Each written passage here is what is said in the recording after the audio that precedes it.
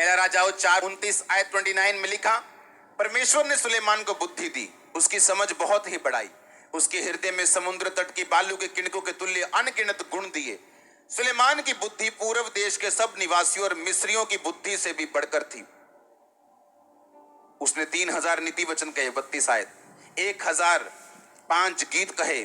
उसने लबानोन के देवदारुओं से लेकर जूफा तक के पेड़ों की चर्चा की, पशुओं, पक्षियों, रेंगने वाले जंतुओं, मछलियों की चर्चा की।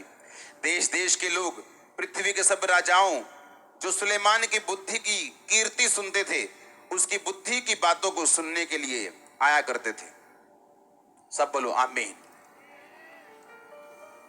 पहला राजाओं 5 उसकी 3 आयत में लिखा, मेरा पिता दाऊद और परमेश्वर यहोवा के नाम का एक भवन इसलिए ना बनवा सका क्योंकि वह चारों ओर लड़ाइयों में तब तक उलझा रहा जब तक यहोवा ने उसके शत्रुओं को पांव तले ना कर दिया।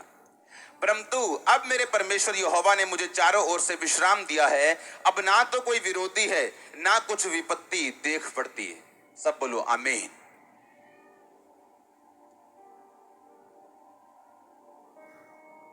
परमेश्वर ने उसे दर्शन तब दिया जब उसने 1000 बलि चढ़ाई। जब इंसान अपने दिल को, अपने आत्मा को, अपने पैसों को, अपने जान को बिना परवाह किए परमेश्वर के लिए खोल देते हैं तो परमेश्वर भी आसमान खोलते हैं। ये इत्तेफाक नहीं था। उसने जब इतनी बलियां चढ़ाई, यहोवा खुश हुआ और बोला, तुझे क्या चाहिए? कहता, मुझे बुद्धि चाहिए, क्योंकि मैं तेरी प्रजा का न्याय नहीं कर सकता, मुझे समझने की शक्ति दे, अंडरस्टैंडिंग दे मुझे, मैं समझना चाहता हूं, बुद्धि चाहता हूं। मैं ऐसे पास्टर्स जानता हूं, ऐसे प्रॉफिट्स जानता हूं जिनके पास अनॉइंटिंग है पर बुद्धि नहीं। और आज कुछ ऐसे हैं जो अपने एरिया में प्रचार नहीं कर सकते, अपने देश में वापस नहीं जा सकते। क्यों? बुद्धि की कमी की वजह से, वरदान की कमी की वजह से नहीं। किसकी कमी की वजह से? मैंने कहा अनॉइंटिंग कम है इसलिए नहीं। किसकी वजह से? बुद्धि कम है, अंडरस्टैंडिंग, अपने हेल्पर्स को समझने की अंडरस्टैंडिंग, अपने लीडरशिप को समझने की अंडरस्टैंडिंग जब नहीं होती तो शैतान उसका फायदा उठाता है। उसको बुद्धि ऐसे ही नहीं मिली। लिखा, वो जाते जाते उसने अरे रास्ते की बात कर रहे हैं, भवन में जाके नहीं कि उसने चढ़ाया अभी तक, अभी रास्ते में ही उसने 1000 बलियां कर दी, 1000 रास्ते में ही। भवन जाते जाते ही उसने लाखों रुपया उड़ा दिया, भवन जाते जाते, अभी भवन पहुंचा भी नहीं। उसका हार्ट ओपन था खुदा के लिए। और परमेश्वर ने कहा, मैं तुझे बुद्धि दूंगा, इतनी दूंगा, धरती पे तेरे जैसा कोई बुद्धिमान नहीं होगा।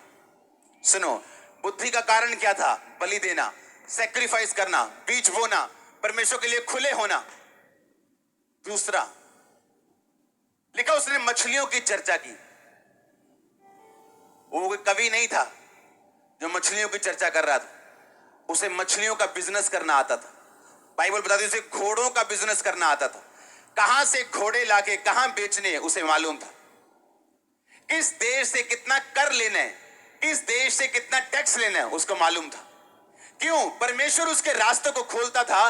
जब वो बोता था तो खुदा उसके दिल में डालता था, उसको गाइड करता था। जब आप टाइट नहीं बोते, आप दशवान नहीं बोते, आप बीज नहीं बोते, सबसे बड़ा नुकसान जो आपकी लाइफ में होता है वो फाइनेंस का नहीं, आइडियाज का है। आइडियाज का वे बंद हो जाते हैं, यहां लॉक लग जाता है। आपको खुदा गाइड नहीं करता, आपको पता नहीं क्या करना है, वही चीजें हो रही, बस आना जाना, खाना पीना, बस लाइफ में यही है। क्यों?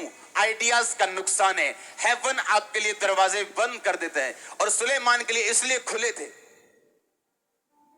लिखा, उसने मछलियों की चर्चा की, देवदारुओं से लेके, यानी पेड़ों से लेके, जूफा के पेड़ से लेके, उसे हर चीज मालूम थी।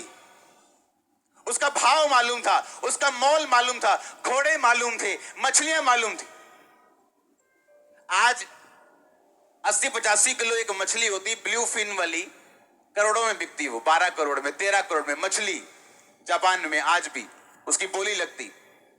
महंगी मछलियां हैं दुनिया में, करोड़ों में बिकती। उसको मालूम था कौन सी मछली महंगी, उसे बिजनेस मालूम था। क्यों? क्योंकि यहोवा के लिए दिल को खुला हुआ था उस। कितने मेरी बात को समझ रहे हैं? लिखा, उसने कहा, मेरे जीवन में लड़ाइयां नहीं है। मेरे बाप के लाइफ में क्या थी? लड़ाइयां थी। इसका भी कारण है। आप जानते हैं, लोग सुलेमान को एक व्यभिचारी के रूप में जानते हैं क्योंकि उसने 700 शादियां की, 1000 शादियां की, हाँ या ना? पर वो व्यभिचारी नहीं था।